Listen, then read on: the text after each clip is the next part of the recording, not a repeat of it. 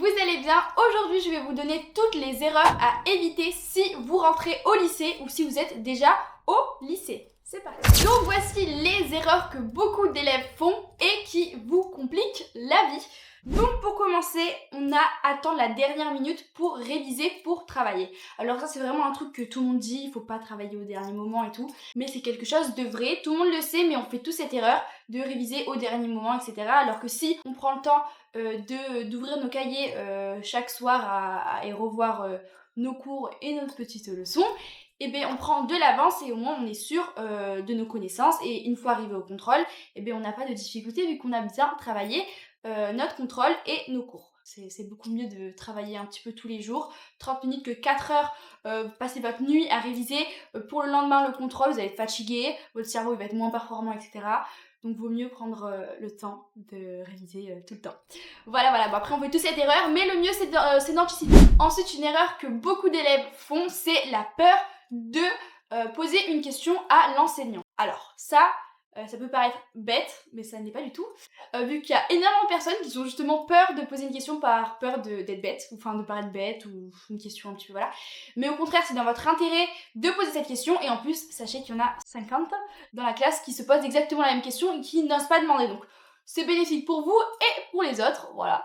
Donc vraiment, n'ayez pas peur de poser des questions, au contraire, c'est ce qu'il faut toujours poser des questions, même si sur le moment ça peut paraître un peu, voilà.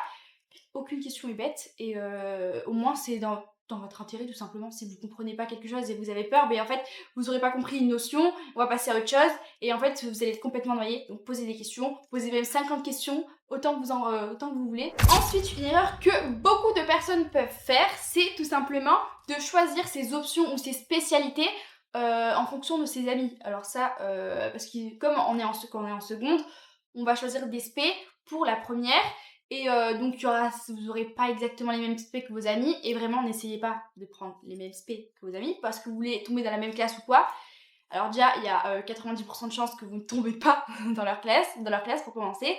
Et deuxièmement, vous n'avez pas les mêmes capacités, les mêmes facilités, etc. dans certaines matières.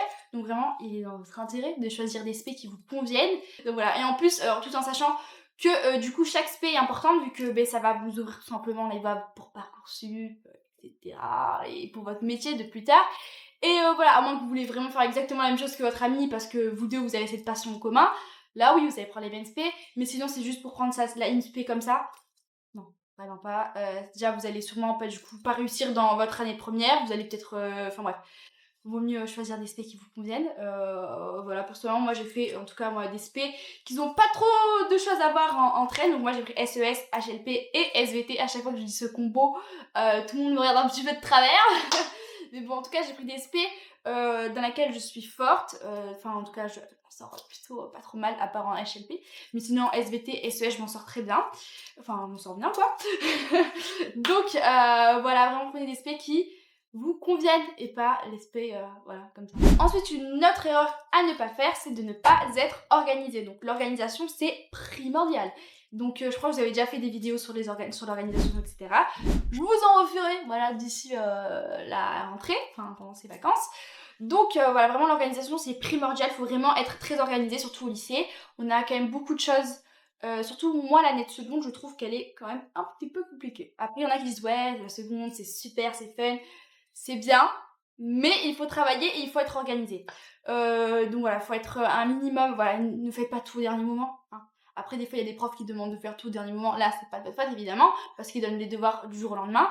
Mais au plus vous pouvez être organisé, soyez organisé. Voilà, prenez, je sais pas moi, un petit agenda, ou je sais pas, un petit planning, voilà, vous faites une to-do list, où vous dites, bah, je fais ça, j'ai pas compris ça, bah, du coup, je revois ça. Voilà, l'organisation c'est très bien et en plus ça pourra être que en votre faveur parce que dans tous les cas au moins vous pourrez organiser votre temps librement, donc vous pourrez réviser, prendre du temps pour vous, vous détendre, etc. Voilà, vraiment le mieux c'est d'être organisé. Une autre erreur que beaucoup de personnes pensent, c'est le fait que les notes c'est la chose la plus importante. Alors certes c'est toujours bien d'avoir une bonne note, ça fait toujours plaisir, surtout si on a travaillé. Mais en réalité, ce qui compte vraiment c'est le travail qu'on fournit parce que ça vous sera bénéfique sur le long terme. Quand on sait travailler, on est plus avantagé parce que Exemple, je vais vous donner mon exemple à moi. Alors faut savoir que moi j'ai pas forcément énormément de facilité. Surtout quand je suis arrivée au collège, j'avais pas les facilités que exemple que mes frères et sœurs. Moi j'étais un peu plus sauf que moi j'ai toujours eu ce truc de travailler, j'ai toujours travaillé. Donc au collège, exemple, moi j'avais un objectif, c'était d'avoir la mention très bien au brevet. Donc j'ai tout fait, j'ai travaillé vraiment, j'ai donné de mon temps. Voilà. Donc voilà, et j'ai eu la mention très bien. Et aujourd'hui, j'ai quand même un peu moins besoin de travailler que peut-être certaines personnes maintenant que je suis au lycée, tout simplement parce que j'ai toujours travaillé, du coup je sais travailler et je me connais, du coup je sais comment réviser, etc. Que certaines personnes qui n'ont jamais travaillé au collège mais qui ont toujours eu des bonnes notes, eh bien eux, c'est super, hein, mais ils ne savent pas travailler. Donc le jour où ils doivent entreprendre quelque chose, ben, c'est beaucoup plus dur pour eux, parce qu'ils n'ont jamais eu ce truc de travailler. Que les personnes un peu que moi, bon, ça, voilà. Mais comme je sais travailler, quand même, je sais que si j'ai des difficultés, je peux travailler. Donc, voilà. Donc, on est quand même avantagé sur ça. Donc, quand vous avez une mauvaise note, au contraire, ne vous dites pas « Oh, c'est bon, je reste l'éponge, je travaille pas », dites-vous « Au contraire, je vais travailler encore plus. » Et sur le long terme, vous allez réussir. Voilà, donc on lâche pas les bras. Enfin, on lâche, oui.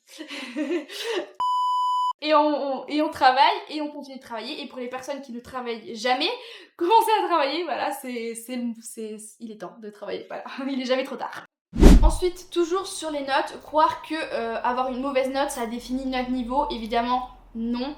Il y a des choses qu'en fait, au bout d'un moment, on nous demande de savoir plein de choses, de connaître plein de choses, d'être bon dans toutes les matières, alors qu'on est tous différents, on est tous singuliers à notre manière, voilà, toutes ces différences, et on n'a pas tous les mêmes capacités, les mêmes facilités, etc.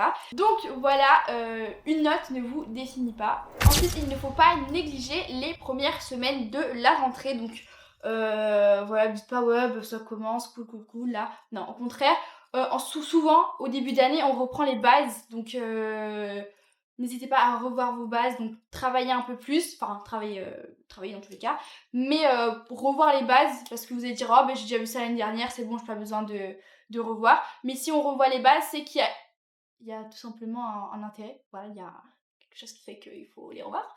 Donc voilà, vous travaillez les bases, et voilà, c'est important. Et au moins, vous mettez une rigueur que vous essayez de tenir tout au long de l'année. Comme ça, vous vous organisez déjà, vu que là, vous arrivez dans une nouvelle classe, nouvelles personnes, nouveaux professeurs. Au moins, vous essayez de comprendre un peu comment fonctionnent vos professeurs, parce que ça aussi, c'est important, parce que chaque professeur a sa petite organisation, ses petits trucs. Donc voilà, vous essayez de comprendre un peu vos profs, comment ils fonctionnent. Voilà, ça c'est important aussi parce que, alors je vous dis une autre petite anecdote, parce que je sais pas si je vous ai déjà raconté, mais alors quand j'étais en 6ème, j'avais un prof d'histoire. Et il faut savoir que ce prof il était connu pour le fait que personne n'avait jamais de bonnes notes avec lui. Et donc moi, je voulais avoir des bonnes notes, voilà, je voulais travailler. Et j'ai resté bloquée à 12. Moi je me disais purée, moi un 12 ça me suffisait pas du tout. Et j'avais une fille dans ma classe qui avait toujours des 16, 17, 18, voire même 20. Mais genre c'était la seule à avoir cette note-là. Et du coup moi je me suis dit, je veux comprendre pourquoi moi qui travaille et qui apprends mon cours par cœur, j'arrive pas à avoir une bonne note, enfin si j'avais une note correcte, et pourquoi elle avait réussi. Bref, du coup je suis partie voir cette fille, je lui ai dit montre-moi ta copie, parce que je suis partie voir comment elle écrivait, etc. Bref, du coup j'ai essayé de changer ma manière de faire. Et du coup, à partir de ce moment-là, j'ai réussi à avoir des 18 avec ce professeur. Des 18, des 16, c'était une note excellente. Vraiment, avec ce prof, voilà. Donc voilà, essayez de voir un petit peu avec les autres aussi, pour comprendre, etc. Voilà, donc, je suis un petit peu fière de ma petite anecdote. Donc, voilà. Bon, c'est la fin de cette vidéo. J'espère qu'elle vous aura plu. N'hésitez pas à vous abonner, liker et activer la petite cloche de notification. Et on se dit à la prochaine pour une toute nouvelle vidéo. Bye!